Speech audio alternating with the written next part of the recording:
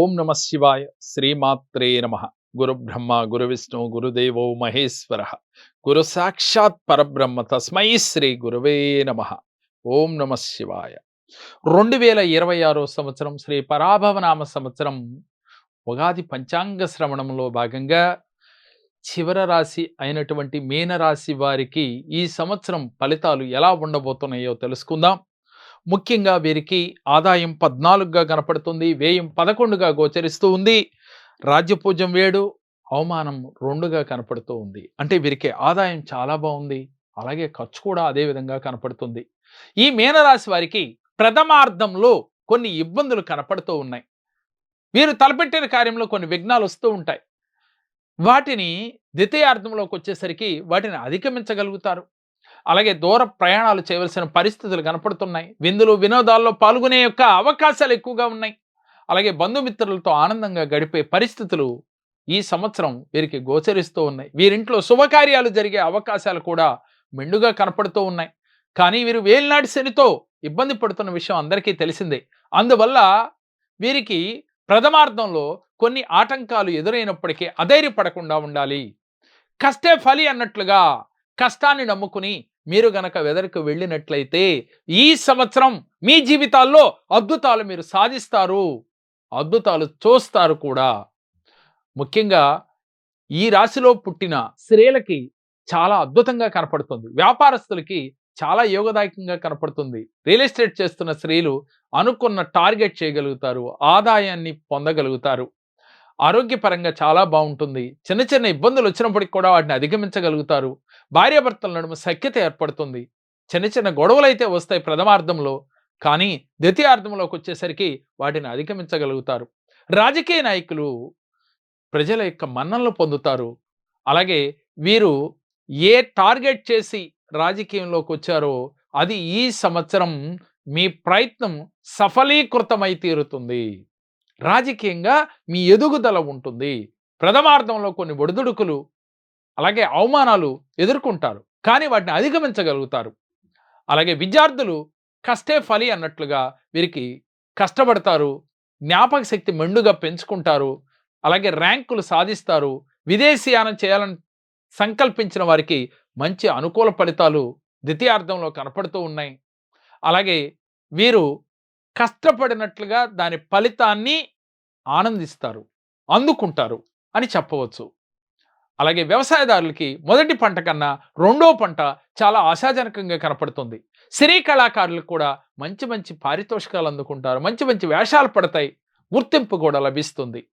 ముఖ్యంగా ఈ మీనరాశి వారికి ప్రథమార్థంలో కొన్ని ఇబ్బందులు వస్తాయి, ప్రతి పనిలో ఆటంకాలు వస్తాయి. కాకపోతే వీరికి కష్టంతో ధైర్యంతో ముందుకు సాగాలి. ద్వితీయార్థం వరకు వీరు ఓపికగా ఉంటే వీరికి వాహన యోగం అలాగే నూతన గృహయోగం వీరికి కనపడుతుంది. కానీ వీరిలో భయం టెన్షన్ ఎక్కువగా ఉంటాయి. దాన్ని అధిగమించాలి. అధిగమించాలంటే మీలో మనోధైర్యం కావాలి.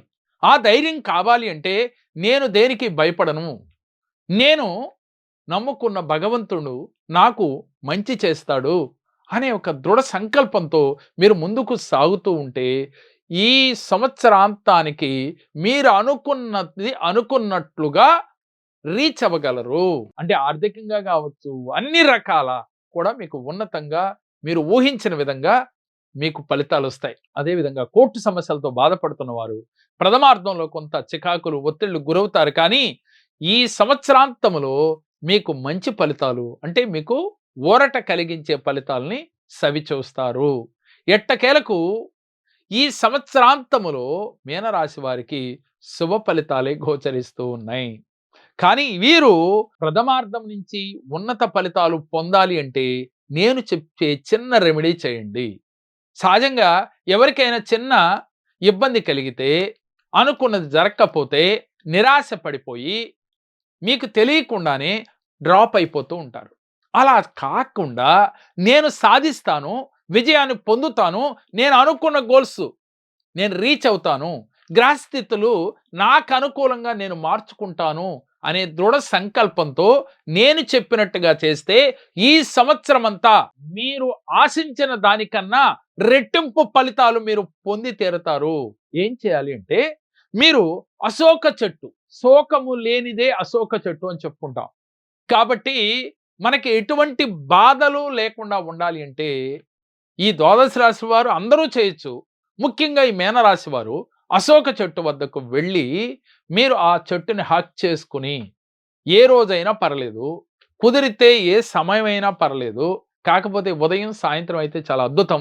లేని ఎడల ఉదయం 5 గంటల నుంచి లేతే ఉదయం 4-6 లోపు, సాయంత్రం 5-6 లోపు ఈ సమయం లేదు, మీకు ఏ సమయం కుదిరినా వెళ్ళి ఆ చెట్టు వద్దకెళ్ళి హగ్ చేసుకొని, మీలో ఉన్న నెగెటివ్ అంతా తొలగిపోయినట్లుగా, ఆ చెట్టులో ఉన్న పాజిటివ్ ఎనర్జీ అంతా మీరు తీసుకున్నట్లుగా ఫీల్ అవుతూ, అక్కడ కూర్చొని 10 నిమిషములు మీకు కలిగిన కష్టములన్నీ తొలగిపోయి, మీ సంకల్పం ఏమిటో అయన్నీ సిద్ధించినట్లుగా ఫీల్ అవుతూ ఒక్క 10 నిమిషాలు ధ్యానం చేయండి.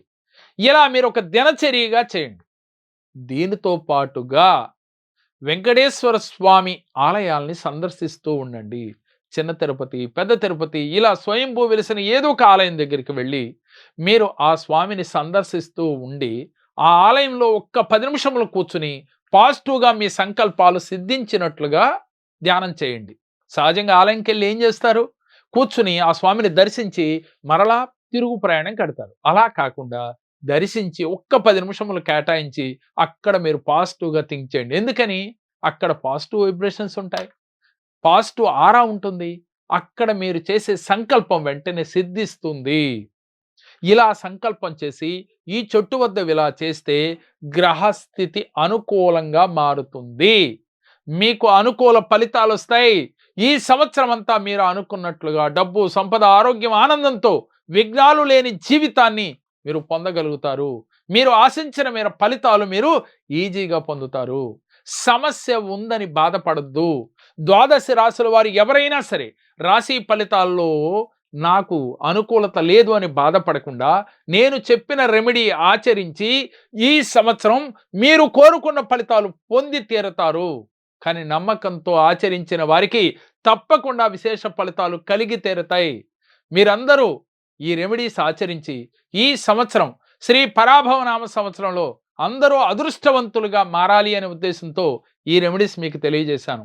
మీ అందరూ కూడా అదృష్ట రాసులుగా మారాలి, అదృష్ట నక్షత్రాలుగా మారాలి. ఈ చిన్న రెమెడీ చేస్తే మీ అందరూ నక్షత్రాలు అదృష్ట నక్షత్రంగా మారుతాయి.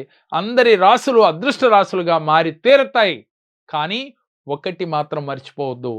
ధైర్యంతో ఉండాలి. పాజిటివ్ ఎనర్జీతో ఉండాలి. పాజిటివ్ సంకల్పంతో ఉండాలి.